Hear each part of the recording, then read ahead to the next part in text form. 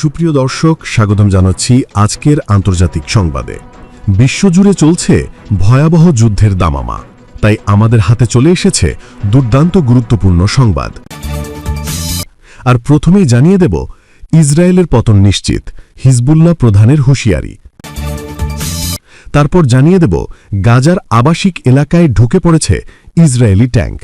Video ফুটেজে দেখা গেছে ট্যাঙ্ক, বুলডোজার ও সাঁজোয়া যানগুলো উত্তর গাজা সিটির শেখ রাদওয়ানের দিকে চলেছে। এখন জানিয়ে দেব, হাইপারসনিক ক্ষেপণাস্ত্রে কে এগিয়ে, যুক্তরাষ্ট্র নাকি চীন?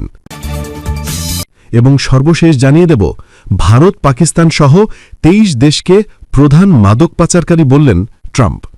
দর্শক, এতক্ষণ শুনছিলেন সংবাদ শিরোনাম, এখন বিস্তারিত জানার আগে আপনি যদি আমাদের চ্যানেলে নতুন এসে থাকেন তাহলে অবশ্যই চ্যানেলটিকে সাবস্ক্রাইব করুন।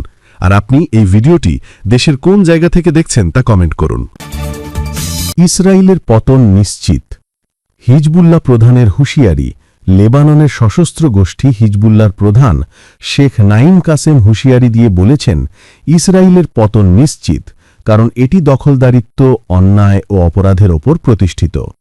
ইসরায়েলের পেজার আক্রমণের প্রথম বার্ষিকী উপলক্ষে একটি টেলিভিশন ভাষণে তিনি একথা বলেন। আল মানারের এক প্রতিবেদনে জানা যায়, শেখ নাঈম কাসেম তার ভাষণে বলেন, পেজার হত্যাযজ্ঞে আহতরা পথপ্রদর্শক, আশার চাবিকাঠি এবং সর্বশক্তিমান আল্লাহর প্রতি আনুগত্যে চিরন্তন জীবনের প্রতীক। আহতদের উদ্দেশ্যে তিনি বলেন, আপনারা আহতাবস্থা থেকে সেরে উঠছেন, এটাই সর্বোচ্চ বিজয়। আপনারা পরীক্ষা নিরীক্ষার মুখোমুখি হয়েছেন এবং সেগুলোতে জয়ী হয়েছেন।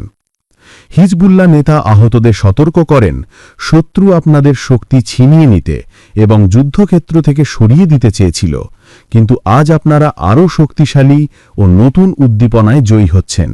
তিনি বলেন, আপনারা ইসলামের সম্পূর্ণ বার্তার সঙ্গে একাত্ম, মুহাম্মদ সাল্লাল্লাহু আলাইহি ওয়াসাল্লাম এবং তার পরিবার, ইমাম খোমেনি এবং নেতা ইমাম খামেনেয়ির সঙ্গে সংযুক্ত।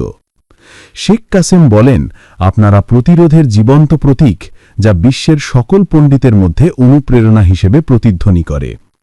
তিনি আরও বলেন, আপনারা নিশ্চয়তার সঙ্গে জানেন যে ইসরায়েলের পতন হবে, কারণ এটি দখলদারিত্ব, অন্যায় ও অপরাধের ওপর প্রতিষ্ঠিত। তবে মুক্তির আগ পর্যন্ত প্রতিরোধ বাহিনী এর মোকাবিলা করবে, দুই মহিমান্বিত গন্তব্যের পথে, জয় অথবা শাহাদত, আর এটাই চিরন্তন বিজয়। গাজার আবাসিক এলাকায় ঢুকে পড়েছে ইসরায়েলি ট্যাঙ্ক। ভিডিও ফুটেজে দেখা গেছে ট্যাঙ্ক, বুলডোজার ও সাঁজোয়া যানগুলো উত্তর গাজা সিটির শেখ রাদওয়ানের দিকে চলেছে। ফিলিস্তিনের অবরুদ্ধ গাজা সিটির একটি প্রধান আবাসিক এলাকায় কয়েক ডজন ইসরায়েলি ট্যাঙ্ক ও সামরিক বাহন ঢুকে পড়েছে বলে জানিয়েছেন স্থানীয় বাসিন্দা ও প্রত্যক্ষদর্শীরা। ইসরায়েলি বাহিনীর স্থল অভিযানের দ্বিতীয় দিনেই গাজা শহর দখলের লক্ষ্যে অভিযান শুরু হয়েছে। বৃহস্পতিবার 18 সেপ্টেম্বর বিবিসি এক প্রতিবেদনে এ তথ্য জানিয়েছে। ভিডিও ফুটেজে দেখা গেছে ট্যাঙ্ক, বুলডোজার ও সাঁজোয়া যানগুলো উত্তর গাজা সিটির শেখ রাদওয়ানের দিকে চলেছে। নিজেদের আড়াল করার জন্য ইসরায়েলি বাহিনী কামানের গোলা ও স্মোক বম নিক্ষেপ করায় চারদিকে মেঘের মতো ঘন ধোঁয়া দেখা গেছে। যুদ্ধের আগে এই শেখ রাদওয়ান এলাকায় কয়েক হাজার মানুষের বসবাস ছিল। এটি সবচেয়ে ঘনবসতিপূর্ণ এলাকা হিসেবে বিবেচিত। ইসরায়েলের দাবি, হামাসের হাতে আটক পণবন্দীদের মুক্ত করতে এবং হামাসের আনুমানিক 3000 যোদ্ধাকে পরাজিত করতে তারা গাজা সিটিতে অভিযান চালাচ্ছে। ইসরায়েল হামাসের এই দলটিকে সবশেষ শক্তিঘাঁটি হিসেবে অভিহিত করেছে, তবে আন্তর্জাতিক অঙ্গনে এই অভিযানের ব্যাপক নিন্দা করা হয়েছে। বুধবারের ইসরায়েলি বাহিনীর অনুপ্রবেশের পর আশেপাশের ভবন ও প্রধান সড়কগুলোতে ভারী বিমান হামলা চালানো হয়। একে স্থল অভিযানের প্রস্তুতি বলে ধারণা করছেন শেখ রাদওয়ানের বাসিন্দারা। স্থানীয় বাসিন্দা সাদ হামাদা পরিবার নিয়ে বুধবারই দক্ষিণে চলে গেছেন। বিবিসিকে তিনি বলেন, ড্রোনগুলো কিছুই বাকি রাখেনি। তারা সোলার প্যানেল, বিদ্যুৎ জেনারেটর, পানির ট্যাঙ্ক, এমনকি ইন্টারনেট নেটওয়ার্কেও আঘাত করেছে। তিনি বলেন, জীবন একেবারেই অসম্ভব হয়ে দাঁড়িয়েছে। বিপদ থাকা সত্ত্বেও বেশিরভাগ মানুষকে চলে যেতে বাধ্য হয়েছে। আবু ইস্কান্দার, আল তাওয়াম ও আল সাফতাউই এলাকাগুলো শেখ রাদওয়ানের অন্তর্ভুক্ত। আল জালা সড়ক শেখ রাদওয়ানকে বিভক্ত করেছে। এটি গাজা সিটির মধ্যবর্তী অঞ্চলের সাথে এর উত্তরাঞ্চলীয় এলাকাগুলোকে সংযোগকারী একটি গুরুত্বপূর্ণ সড়ক। শহরের আরও গভীরে ইসরায়েলি বাহিনীর নিয়ন্ত্রণ নিতে পারে এবং কেন্দ্রীয় এলাকাগুলোতে পৌঁছানোর পথ খুলে দিতে পারে বলে জানান স্থানীয়রা। গাজা সিটি সড়কে ট্যাঙ্কের ছবি ছড়িয়ে পড়া স্থানীয় বাসিন্দাদের মাঝে আতঙ্ক দেখা দিয়েছে, বিশেষ করে যারা এখনও শহরের পশ্চিম ও কেন্দ্রীয় অংশে রয়েছেন।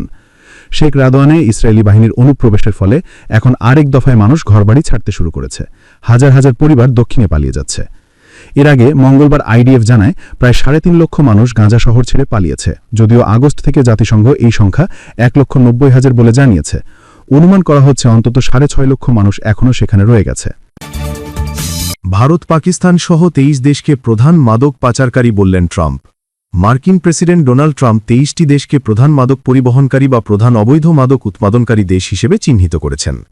এর মধ্যে রয়েছে ভারত, পাকিস্তান ও মায়ানমার সহ আফগানিস্তান, বাহামা, বেলিজ, বলিভিয়া, চীন, কলম্বিয়া, কোস্টারিকা, ডোমিনিকান প্রজাতন্ত্র, Ecuador, El Salvador, Guatemala, Haiti, Honduras, Jamaica, Laos, Mexico, Nicaragua, Panama, Peru ও ভেনেজুয়েলা।